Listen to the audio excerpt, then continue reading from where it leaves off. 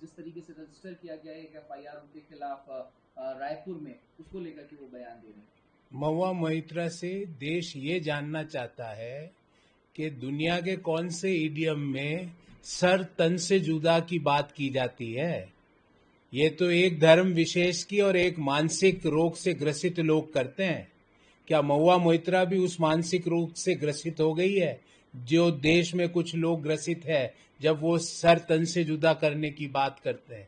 क्या महुआ मोइत्रा भी उसी मानसिक दिवालियापन पे जा चुकी है जहां पर इस तरह की बात देश के गृह मंत्री के लिए वो करती है? ये कौन सा इडियम है? ये कौन सी भाषा का इडियम है जो महुआ मोइत्रा यूज करती है? महुआ मोइत्रा जी, आपको अपनी मानसिकता के लिए सुबह शाम प्राणायाम करना चाहिए और 2-3 घंटे ईश्वर की आराधना करनी चाहिए, वरना आप ये सर तन से जुदा गैंग की लीडर बन जाओगी थोड़े दिन में जाके। Leader of opposition Rahul Gandhi ji लगातार निकाल रहे हैं। अब उनका बयान आया है कि हाइड्रोजन बम छोड़ देंगे और जनता का सामना प्राइम मिनिस्टर नहीं कर पाएंगे, वोट चोरी वाला जो हाइड्रोजन बम होगा। प्राइम मिनिस्टर तो दुनिया के शीर्ष नेताओं से मिल रहे हैं। प्राइम मिनिस्टर तो भारत का स्वाभिमान दुनिया के शीर्ष जो संगठनों में है वहां पर बढ़ा रहे हैं। प्राइम मिनिस्टर तो तिरंगा को लेकर चीन के अंदर तिरंगा को लेकर दौड़ रहे हैं। और राहुल गांधी जी, आपसे सिर्फ एक सवाल है, ईवीएम से चलते चलते आज आप अपना अपना अपनी हार का ठीकरा इलेक्शन कमीशन पर फोड़ना चाहते हो, एसआईआर पे फोड़ना चाहते हो। 3-4 महीने बाद जब बिहार के चुनाव में आपको करारी हार मिलेगी तो जिस तरह आज आप ईवीएम को भूल गए हो, उसी तरह आप इस एजेंडा को भी भूल जाओगे। और ये हाइड्रोजन और न्यूक्लियर और एटम बम फोड़ने की बात कोई फूटा क्या किसी ने देखा देश में? अभी हाइड्रोजन बम की बात कर रहे हैं। पता नहीं ये कहां से कौन लिख रहा है इनके डायलॉग। कोई बी ग्रेडेड जो हिंदी फिल्मों के जो राइटर्स हैं वो भी इससे अच्छे डायलॉग लिखते हैं। राहुल गांधी जी, हाइड्रोजन बम फोड़ दूंगा। अरे हाइड्रोजन बम कैसे फोड़ दोगे? आपका एटॉमिक बम भी फुस हो गया था पहले, क्या हाइड्रोजन बम फोड़ दोगे आप? क्या बिहार ने आपको पूरी तरह से नकार दिया है? आपकी यात्रा पूरी तरह से असफल हुई है। अब आप हाइड्रोजन बम की बात कर रहे हो। आप कृपया करके देश के हितों की बात करो तो आपकी टैली बढ़ सकती है, पर देश विरोधी बयान देकर, संविधान विरोधी बयान देकर, इलेक्शन कमीशन के साथ गाली गलौज करके, उनको अपशब्द कह के, बाबा साहब अंबेडकर के लिखे गए संविधान की अवहेलना करके देश के लोग आपको मत स्नेह और समर्थन नहीं देंगे। तियानजिन एससीओ जिस तरीके से पहलगाम टेरर अटैक की बात पहले हमने देखा कि उसको समर्थन उतना नहीं मिला, लेकिन अब उसका कंडेमनेशन देखने को मिलता है सर, साझा रूप से कंडेमनेशन। ये उन लोगों के चेहरे पर बड़ा तमाचा है देश में रहते हुए जो लोग पूछते थे कि हमें डिप्लोमेटिकली लोगों ने साथ नहीं दिया। अरे चीन जैसा देश भी आज भारत के साथ खड़ा है आतंकवाद की लड़ाई में। रशिया भारत के साथ खड़ा है आतंकवाद की लड़ाई में।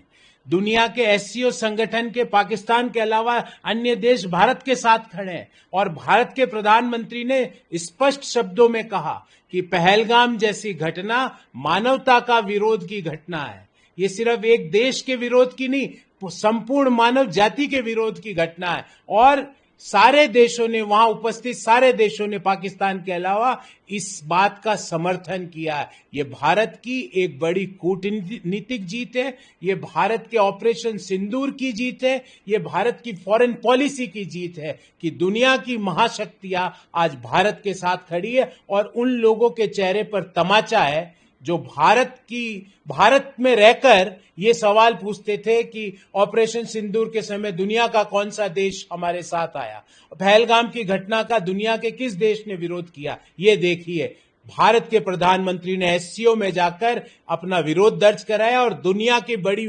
आर्थिक डिफेंस की महाशक्तियों ने इसका समर्थन किया है।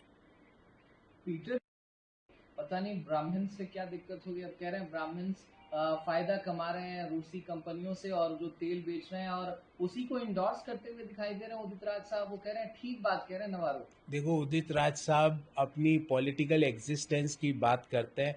उनके पास ना तो कोई नीति है, ना उनके पास कोई ज्ञान है। वो इस तरह की बातों का, जैसे उनके नेता डेड इकोनॉमी का समर्थन करते हैं।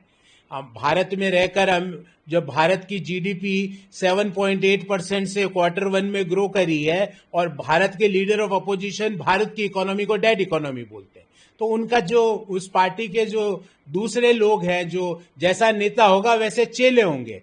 तो ये वहां ब्राह्मणों की बात कर रहे हैं। ये एक मानसिक दिवालियेपन की निशानी है कि एक जाति विशेष को इस तरह से टारगेट किया जा रहा है। और जो पीटर नवारो साहब है, वो पता नहीं क्या कहना चाहते हैं, मुझे नहीं पता उनके मन में क्या है। वो ब्राह्मण शब्द का प्रयोग जब उपनिवेशवाद काल के दौरान जैसा होता था वो करना चाहते हैं, कि वो एक जाति को टारगेट करना चाहते हैं। पर मैं ये कह सकता हूं कि पीटर नवारो इलिटरेट आदमी है। उनके पास ना तो थॉट है, ना उनकी नीति में दम है, ना उनकी भाषा में दम है। वो इस तरह की टिप्पणियां करके सिर्फ और सिर्फ अपना मजाक उड़वा सकते हैं। और उनकी टिप्पणियों का जो भारत में समर्थन कर रहे हैं, वो वही लोग हैं जो भारत को जातियों में बांटकर, धर्मों में बांटकर भारत के विकास को रोकना चाहते हैं। 2047 के विकसित भारत के संकल्प को रोकना चाहते हैं।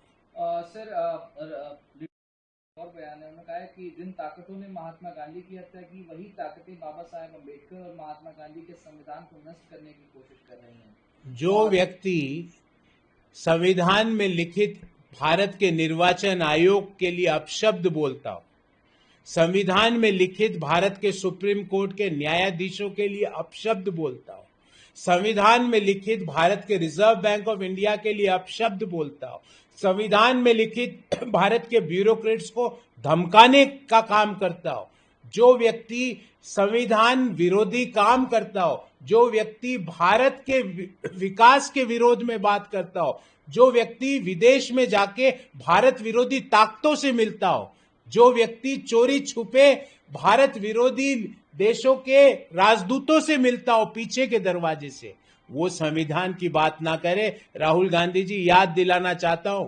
कांग्रेस पार्टी ने बाबा साहब अम्बेडकर के खिलाफ अपना कैंडिडेट दिया था। बाबा साहब अम्बेडकर को हराने का प्रयास किया था। हर जगह बाबा साहब अम्बेडकर को कम करके दिखाने का प्रयास किया था। तो वो व्यक्ति आज संविधान की बात ना करे। मैं राहुल गांधी से पूछना चाहता हूं, क्या इलेक्शन कमीशन के लिए अपशब्द कहकर कोई व्यक्ति संविधान की बात कर सकता है? कि जो पार्टी देश में आपातकाल लगाती हो वो संविधान की बात ना करे, वो तो ही अच्छा है। बहुत शुक्रिया सर।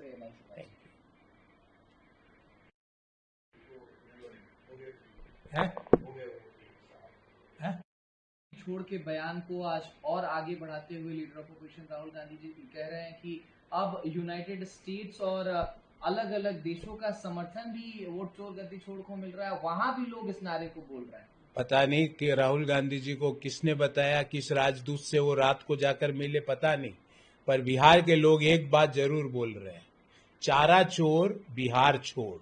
बिहार के लोग एक बात और बोल रहे हैं कि जॉब फॉर लैंड चोर बिहार छोड़। देश के लोग एक बात जरूर बोल रहे हैं कि CWG गेम्स में घोटाला चोर, सत्ता को छोड़। देश के लोग एक बात और बोल रहे हैं, कोयला चोर, सत्ता से बाहर हो। तो चोरी की बात अगर करनी शुरू करी तो A से Z तक घोटाले लोग गिना देंगे, पर घोटाले खत्म नहीं होंगे। बड़ी ABCD अलग लिखनी पड़ेगी, छोटी ABCD अलग लिखनी पड़ेगी। तो चोरी की बात ना करें। और ये वोट चोरी की बात करके राहुल गांधी जी सिर्फ संविधान विरोधी बात करते हैं। वो ये इसलिए करते हैं ताकि देश में अराजकता का, भय का, भ्रम का वातावरण हो, लोकतंत्र कमजोर हो, बाबा साहब अम्बेडकर का संविधान कमजोर हो। पर कान खोल के सुन लो, जिस व्यक्ति ने भारत के संविधान पर आंख भी उठाने का काम किया है, देश के लोगों ने उनको ऐसी पटकनी दी है कि वो अभी राजनीति छोड़ के कहीं भी दिखाई नहीं दे रहे। तो ये वापिस राहुल गांधी जी 99 से 29 पर आने का काम की प्लानिंग कर रहे हैं, उनको मुबारक हो कि वो संविधान विरोधी बातें करते जाए। बाकी चोरी किसने की सालों तक देश के लोग जानते हैं। बिहार के लोगों का हक किसने खाया, बिहार के लोग जानते हैं। भैंसों का चारा किसने खाया, बिहार के लोग जानते हैं। इसलिए चोरी की बात राजद और कांग्रेस ना करे तो ही अच्छा है।